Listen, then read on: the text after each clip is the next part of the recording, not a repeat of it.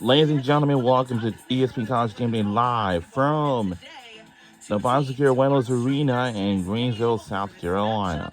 Later on, we have the SEC Championship game at 3 p.m. on ESPN, and that goes for. After that, it's going to be the Big 12 Championship game, and of course, hey.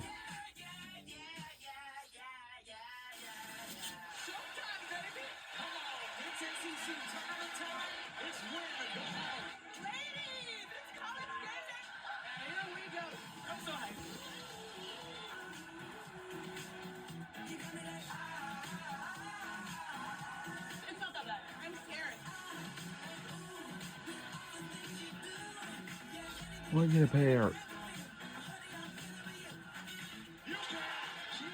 You got one of these.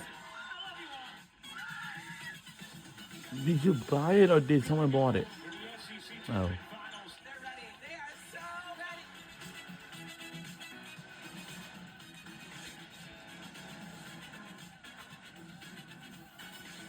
College Game Day, live from Greenville, South Carolina, is covered by State Farm. Hello, beautiful people, and welcome to the ESPN College Game Day live from Greensville, South Carolina.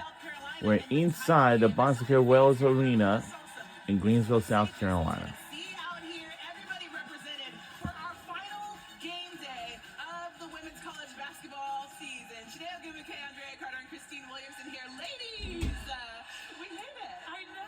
It flew by. It went so fast. Yes, really did. It's been a lot of fun. We had a lot of highlights, and it's been very fun to be on this stage with you guys this season. Thank you guys for welcoming me. Thank you. You've been amazing. Can we give a round of applause for Christine? No, please.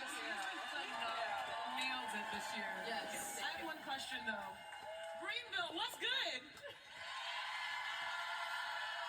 The fans have been amazing. The players have been amazing. The games have been so good. It's just been a great Yeah, it's been a lot of fun, certainly, as we get ready for this title game. I mentioned the final statement. The goal is to be playing deep into March, but first, you got to get to the big dance. Shout out to Western Illinois, who punched the first ticket to the dance on Saturday. Today, there will be 8 more tickets punched, and 6 of them have been on ESPN Family of Networks as we are 1 week away from Selection Sunday. So what exactly is on tap today? Let's start in the ACC, which will tip at the top of the hour right here on ESPN between Louisville and Duke. Charlie Cream says the winner of this game has the chance to be a 2 seed in the NCAA tournament if TCU were to lose. Both currently are on the 3 line. Now, in the Big Ten, UCLA will look for its 2nd straight Big Ten tournament title and as many seasons in conference, but a win for Iowa would give the Hawkeyes a 4th in the last 5 years. In our lone meeting last month, UCLA rolled with a 23-point win over Iowa, and TCU is looking to pile on to its Big 12 titles, winning each of the last 2 regular seasons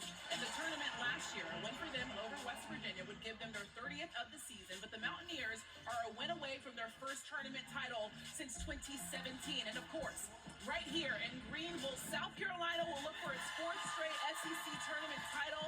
Its 10th, all coming since 2015, but standing on the other side is Texas, who knows them far too well, as this will be the 7th time the two meet in the last 15 months. So we have a good one. These 2 teams, they've got wins over each other during the regular season. Texas started early in conference play, and then, of course, South Carolina. But when you look at this matchup today, what are you looking forward to?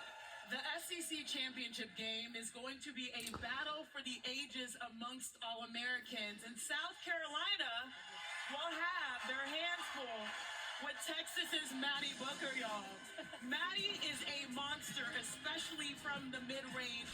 Her stroke is seamless. Her mid-range, as I mentioned, is magnetic because she leads D1 in mid-range makes. She is coming off of her best game ever at the collegiate level, 31 points. And if you think about it, she's going to see the best of South Carolina's defense, but she has the ability to elevate. She jumps on her shot. It's textbook. It's beautiful. She will need a big game for Texas to stay competitive. Yeah, I'm so excited for the matchup when you talk about Maddie Booker, Joyce Edwards, and All-American, and what they're able to do. I do want to touch on Maddie Booker really quickly as well, though, because this is basically a South Carolina home game. We are, 90 minutes away from South Carolina. It's not that far to get to Columbia, South Carolina from here. But the best crowd silencer is a tough Maddie Booker mid-range bucket. Like when this place is going crazy and she comes down and breaks the defense down and gets right into her shot in smooth fashion, it's like I'm unbothered by this crowd. So her ability to be a crowd silencer is going to be extremely fun to watch. But the thing I have my eye on is the battle of the point guards. You know I'm always talking about point guards. And Raven Johnson put on a master class yesterday. It was so fun to watch Raven Johnson operate. We're here looking at Rory Harmon as well, but these 2 point guards and their ability to run their team, to put ball pressure on whoever is bringing the ball up on the opposite side, to get in the passing lanes and get deflections, to know when to call their own number and when to facilitate. Raven did it perfectly yesterday against LSU. 22 points, 8 assists, 1 turnover. Rory Harmon was quiet in her game yesterday, but she's also had some big performances. She had 16 points, 5 rebounds, 5 assists against South Carolina in the regular season matchup. So how those 2 point guards run their team and control pace, meaning push pace sometimes, but then slow it down and get things organized at other times, that's what I have my eye on. Enough love for the guards. I want to talk about the bigs because I'm always jumping for Joyce. Jumping for Joyce Edwards. She is their heart and soul offensively. She has improved her game from last year to this year, and I think she can be the separator. The difference that I've noticed is that she's so much more comfortable with the ball in her hands. We know what she can do in the open floor in transition, but if Joyce Edwards has a monster game, because she had a quiet one that was effective yesterday versus LSU, 18 and 11. If she has a monster game, which she is fully capable of, this might be one of the most balanced and most tested teams throughout the landscape. You mentioned that double-double she had yesterday, and Dawn Staley told us she was a crash out, which you don't really see when she's out there. She seems very quiet. If that's calm, what crash out looks collected. like, please let me be a crash out. Like, I want to be a crash out too. Getting them buckets out there. All right, let's take a look at our matchup preview presented by DraftKings as we look to the ACC title game. Louisville's offense leads the ACC in efficiency and scoring, while Duke's defense has been the most efficient in the conference this season. As we welcome in the head coach of the Louisville Cardinals, Jeff Walls. Coach, congratulations on making it to the title game. I want to talk about the opportunity that you said this presents for your team. You said this is the goal, to play on Sunday. What has impressed you the most about what your team has been able to do throughout the tournament so far? Well, I've just been really impressed with how well we've been playing as a team. We've really done it all year. We don't have what you would call just a go-to player. It's that player that's playing well that game, and our team has embraced it. When someone's got the hot hand, we get them the ball. It's my turn to shoot, and if we can continue to play that way, I like our chances. But we're going to need more than one today. We're going to need 3 or 4 of them to play at a high level. And Coach, what is the biggest lesson that you have learned so far competing in the ACC? Well, I mean, I've been in it for a few years here, so every night out, it's great basketball. It's fantastic players. You're competing and trying to challenge and strategize against other really good coaches. It's a great league, and we're excited to be a part of it. And there's no doubt, I think today is going to be a fantastic basketball game. Yeah, Coach Walls, we can't wait to watch this game. And when Shanae and I saw you in November before the UConn game, you talked to us about Imari Berry, and you said she could lead the team in scoring if things start to click for her. What has started to click for Berry? Well, Amara's a lot more comfortable now. She's got more confidence out there playing. She was a little timid at the beginning of the year, when to shoot, and now I think she just understands what her role is and what we need from her. So we're going to need a big game from her, and then Aleph is one too. We'll see how she goes today to start off. She's a game time decision, but she's one in the post for me that has had such a great year, just defensively, offensively, and we're going to need her physicality out there today. And Coach, we know that you get your confidence, the team, it really feels contagious because you have such a strong personality and they feel like they can slay giants. What are the keys to the game today taking on Duke? Well, we're going to have to rebound the ball. That's one thing that Duke does extremely well. They've got great size, picking the ball up in transition. They're scoring extremely well off the break. So it's early pickup with the basketball. And then we're going to have to score. That's one of the things that we struggled with at our play starting off.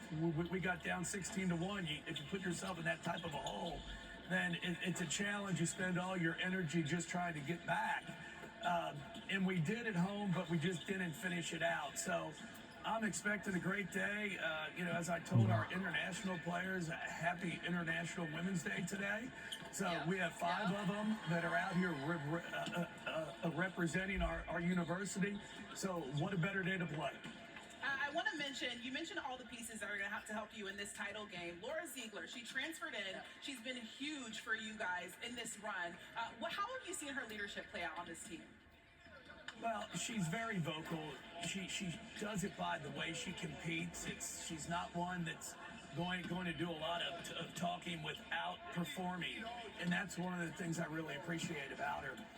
She stepped in playing in the ACC and just has performed as well as she did at St. Joe's. She's a kid that can score the basketball, she can pick and pop, and she knows how to pursue the basketball for rebounds, and we're going to need a great game from her. Coach, another player that would certainly help if she had a great game is Taj Roberts, and she was limited in the matchup against Duke. I know she's been dealing with an ankle injury. What do you need from Taj to get the win today? Well, I just think a really good court game. I think Taj, even though she didn't score it in yesterday's basketball game, she was the one that kind of changed our tempo for us by picking the ball up early in the second half.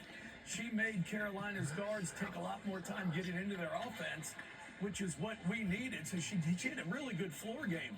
And it's just trying to get all these players to understand that you can impact the basketball game without scoring. And Taj did a great job of that in yesterday's game. Today, I'm looking forward to it. She's excited. I know she's ready to get back and show everybody that she can put the ball in the basket. All right, Coach, one more before you get ready for the rest of March in this postseason, which I'm sure is going to be very fun to watch. Louisville taking on Duke. Good luck today. I appreciate y'all. Thank you. Thanks, Coach. Thank you. That game right after us at 1 Eastern, and so much more coming your way on College Game Day. It's award season, so we figured we'd do the honor of highlighting some of our regular season favorite moments. And as we get ready for Champ Week coming to an end, we're talking to head coaches around the league, plus breaking down what it takes to make your way into the postseason. Show what you got. Wide open three. Bang. Show 'em No days off for Warren Madison. what you got. Miles with the three. Show 'em Booker back-to-back buckets.